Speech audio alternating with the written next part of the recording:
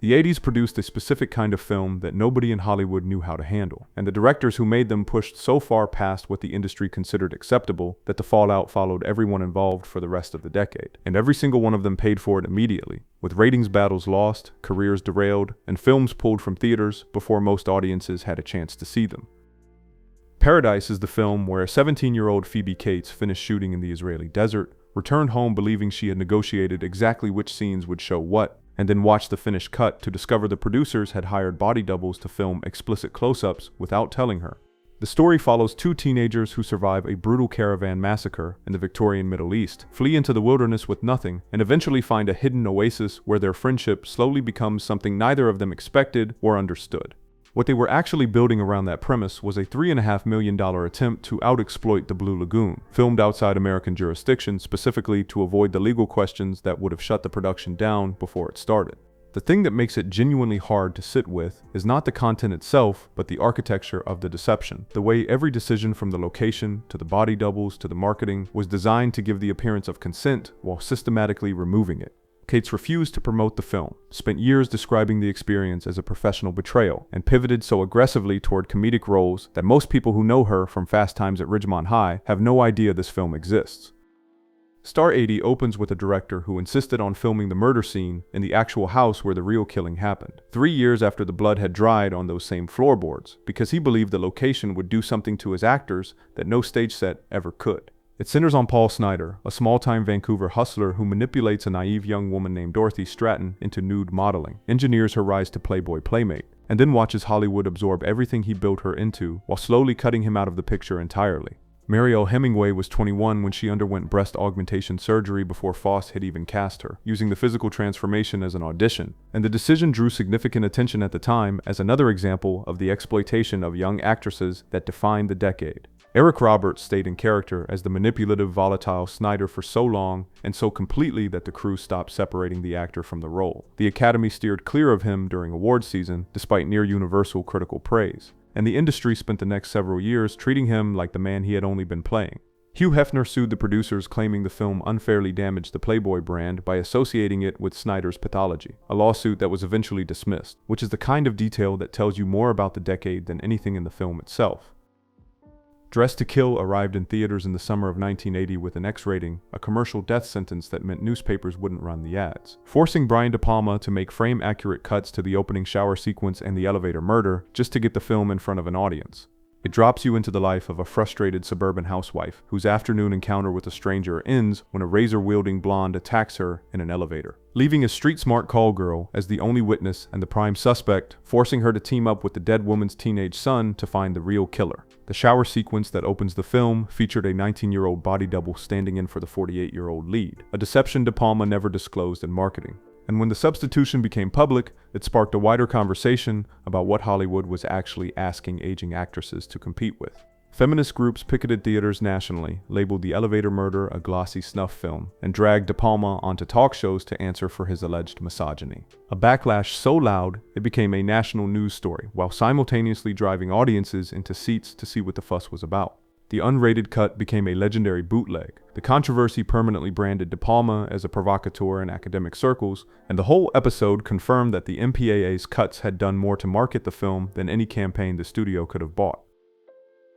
Crimes of Passion nearly bankrupted its production company by being too graphic for theaters and too explicit for the distributors who might have otherwise screened it, a problem that had no clean solution and no one willing to take responsibility for creating it. It puts you with Joanna Crane, a successful fashion designer who spends her nights working as a high-end prostitute named China Blue, hunted simultaneously by a suburban husband who becomes obsessed with her freedom and a deranged street preacher carrying a sharpened weapon he believes God has instructed him to use on her. Kathleen Turner took the role 18 months after Body Heat made her the most in-demand actress in Hollywood, specifically because the part required her to dismantle everything that had made her famous, a gamble that earned her a reputation for daring that the industry eventually reframed as difficult. Anthony Perkins carried his character's weapon around between takes for the entire shoot, improvised his most unhinged lines mid-scene, and delivered a performance so grotesquely committed that critics called it ludicrously over the top, while the crew quietly avoided him between setups. Director Ken Russell's unrated cut ran 112 minutes and was so graphic the distributors hacked it to 100 for theatrical release, stripping out the satirical edge and leaving only the sleaze, an outcome Russell responded to by releasing the full version on home video, where it became a massive underground hit in 1985. Last Exit to Brooklyn spent 25 years being passed around Hollywood as unfilmable, surviving an obscenity trial in the UK, and watching director after director walk away before European financing finally got it made in 1989. It weaves together the lives of several desperate residents in a decaying 1950s Brooklyn neighborhood, a young woman who lures sailors into alleys so her friends can rob them, a community of desperate people watching every attempt at escape get crushed by poverty, violence, and a shipyard strike that has pushed the neighborhood past its breaking point. Before this film, Jennifer Jason Leigh had been slowly moving away from the sweet teenage roles that made her famous in Fast Times at Ridgemont High. But Last Exit to Brooklyn was the performance that completed that transition entirely, spending months living in the grittier parts of Brooklyn and insisting on performing as much of the assault sequence as possible herself. The sequence caused walkouts at every major festival screening, and award bodies largely ignored her performance on the grounds that the material was simply unwatchable, which is a different thing from saying the work wasn't there, because in 1990 the New York Film Critics Circle and the Boston Society of Film Critics both named her Best Supporting Actress. A rare double win that forced critics to reckon with the fact that the same actress who played Tralala had delivered an entirely different broken performance in Miami Blues that same year.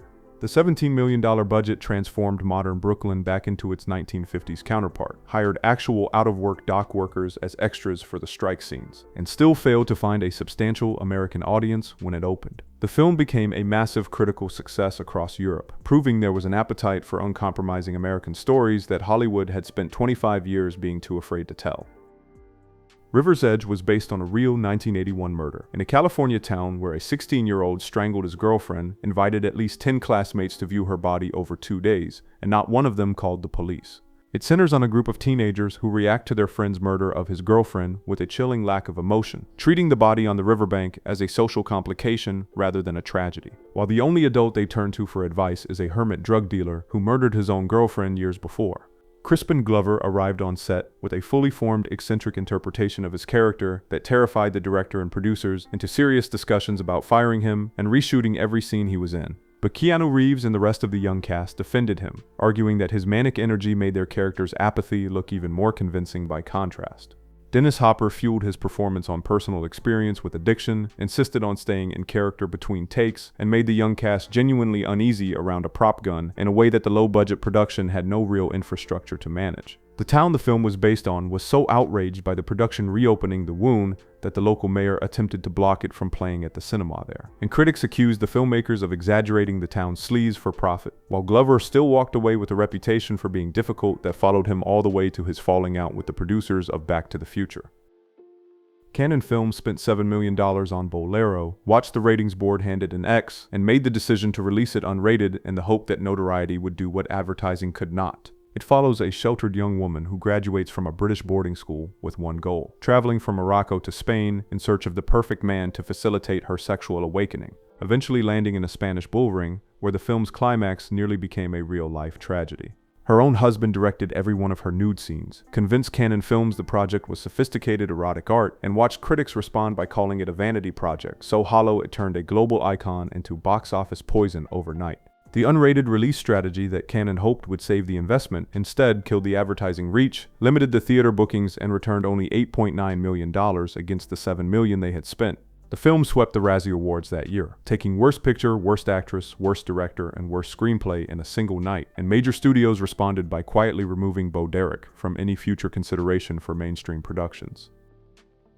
Angel Heart arrived in 1987. With an X rating, a blood-soaked sex scene between Mickey Rourke and a 19-year-old actress who was still appearing every week as America's sweetheart on one of the most-watched television shows in the country. It follows a down-on-his-luck private investigator hired by a mysterious aristocrat to track down a missing singer in 1955 New York, a trail that leads him through the voodoo underground of New Orleans and toward a revelation about his own identity that the film withholds until the very last possible moment. Robert De Niro grew his hair and nails to jagged inhuman lengths for the role, studied specific mannerisms to suggest an intellectual menace that wasn't quite human, and refused all small talk with Rourke between takes to maintain a genuine sense of dread that Rourke later admitted made him avoid De Niro whenever the cameras weren't rolling. Director Alan Parker fought the ratings board over 10 seconds of footage showing blood dripping from the ceiling during the sex scene, trimmed mere seconds to secure an R rating, and still watched the film get banned in several countries, despite costing $18 million to make. Lisa Bonet's appearance in the film reportedly infuriated her television boss, got her sidelined on the show that made her famous, and ended a mainstream career trajectory she never recovered from.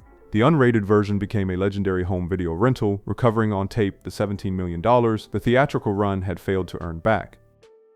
Henry Portrait of a Serial Killer was produced for $110,000 by Chicago investors who wanted a standard slasher movie, and what they got instead sat on a shelf for 3 years, because the ratings board refused to assign it anything other than an X, based not on any specific scene, but on its overall tone. It puts you with a soft-spoken drifter sharing a Chicago apartment with a fellow ex-con, a man who murders strangers at random specifically to avoid establishing patterns, and who eventually begins teaching his roommate how to do the same while they record it on a stolen video camera. Michael Rooker spent the entire 28-day shoot in complete isolation, sitting alone in dark corners between takes and refusing all on-set interaction, leaving the actress playing opposite him so genuinely unsettled that her fear required no performance at all. Casting directors were so disturbed by the performance that they assumed Rooker was actually dangerous in real life, and it took years and a role in a mainstream racing film before the industry was willing to find out otherwise. The home invasion sequence was filmed as a static long take of two men watching a recording of themselves committing a murder, a scene so realistic that local authorities questioned whether the production had used actual crime footage, and several crew members had to leave the editing room while it was being cut together.